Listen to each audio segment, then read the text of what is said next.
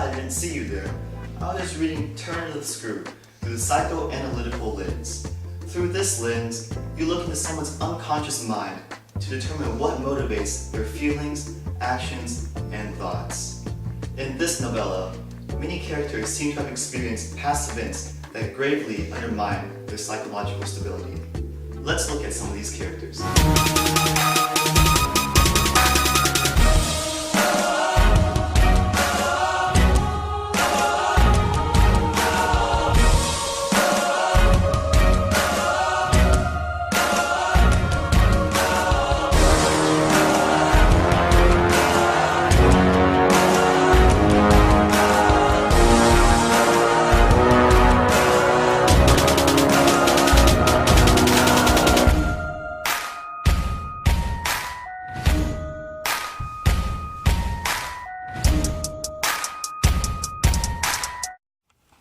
In this film, we will focus on the governess, along with Miles and Mrs. Gross. In order to do this, we will recreate some of the scenes. The first scene is a tower scene. We see the governess catch her first glimpse at a male figure. Take note that we only see the male figures from the waist up.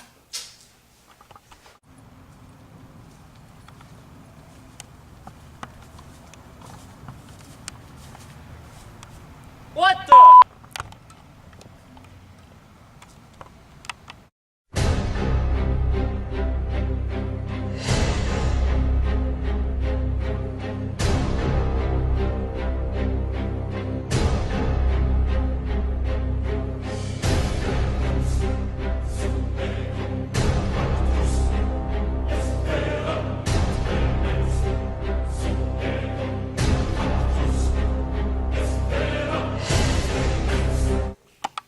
At this point, readers do not know if the man on the balcony is a hallucination or not.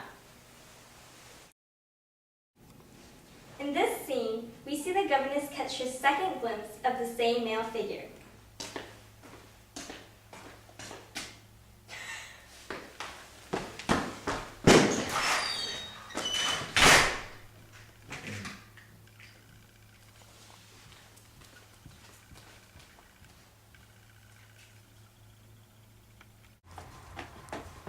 What are you doing out here? Why, to look queer? A little bit.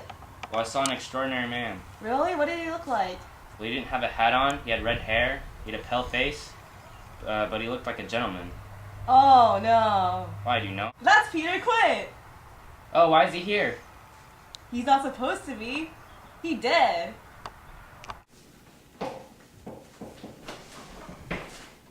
In this scene, the governess once again encounters Peter Quint. One theory of her hallucinations is that she has experienced childhood trauma with the possibility of molestation. This may be the reason why she views Peter Quint only from the waist up. Another theory is that she uses the projections in her mind as an excuse to get closer to the children, which allows her to be a protective motherly figure. When she sees Peter through the window, she convinces herself that he is actually after the children. The reason why she wants to act as this figure is because the governess takes the job based on the uncle's appearance. To protect herself as a hero, the governess creates an enemy that threatens the safety of the children. She hopes that by protecting the children from the ghost, she will be able to impress the uncle and become a true mother figure. In this scene, the governess sees Miss Jessel sitting at the desk that the governess usually works at.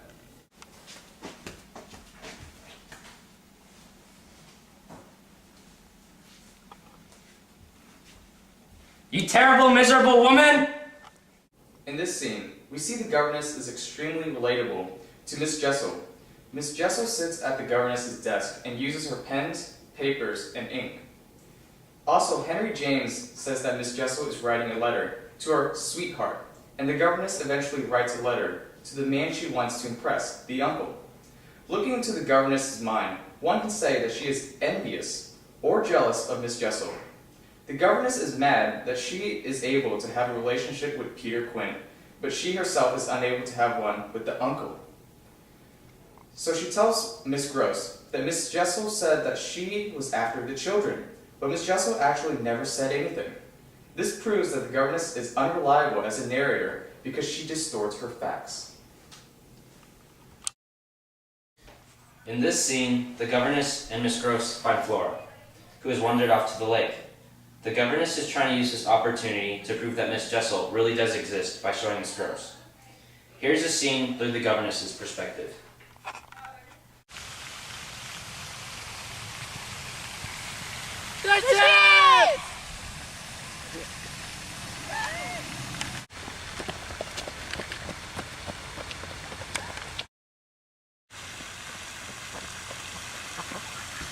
Where's Miss Jessel?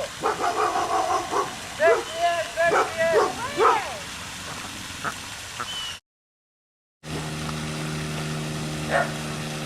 Where's Miss Jessel? There she is! There she is! Where? In this scene, the governess claims to see Miss Jessel. However, both Flora and Miss Gross fail to see the ghost that the governess sees. This reinforces the idea that Miss Jessel is just a figment of the governess's imagination. By trying to prove that Miss Jessel is real, the governess is not only trying to gain evidence for Miss Gross, but also for the children's sake. Even the fickle Miss Gross begins to doubt these claims after the governess's wild outburst at the lake. As a result of this outburst, Flora demands a separation between her and the governess because she questions the governess's sanity. Just like all the previous sightings, the governess formulates a theory based on the children's actions, not on the actual appearance of ghosts. In other words, she uses ghosts as justification of the children's strange behavior. The final scene of the novella demonstrates the governess smelling nose after seeing Peter Quint looking in through the window. What did you do? Well, I said things to people I like. It's him! Peter Quint, you devil! Ah! When the governess smothers Miles to death, she believes that she's actually saving him from Peter Quint. She wants to protect him to such an extent that when Miles dies, she believes that the spirit of the ghost has dispossessed him. But in reality, she actually suffocates him to death. Still, she won't admit that she is the one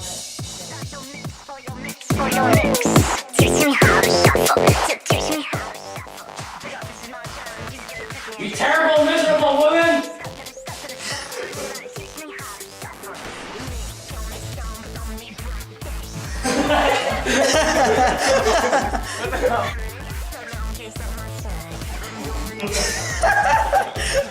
I can't even do this. Okay. No, oh my god, give us a hit. You haven't. You are. Oh. No!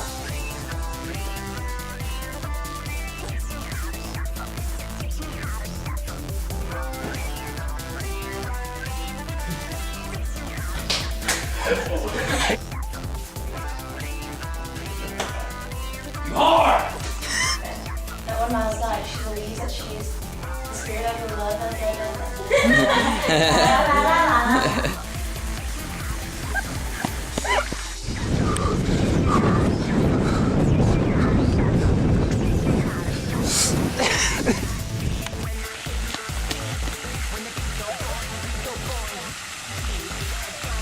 Where's the pencil?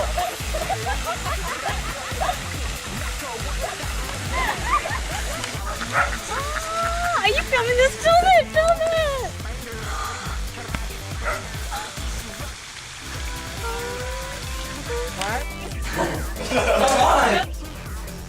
Stop! What did you do?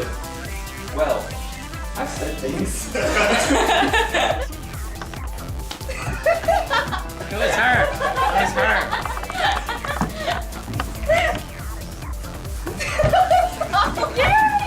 No, I forgot I wasn't supposed to look at her.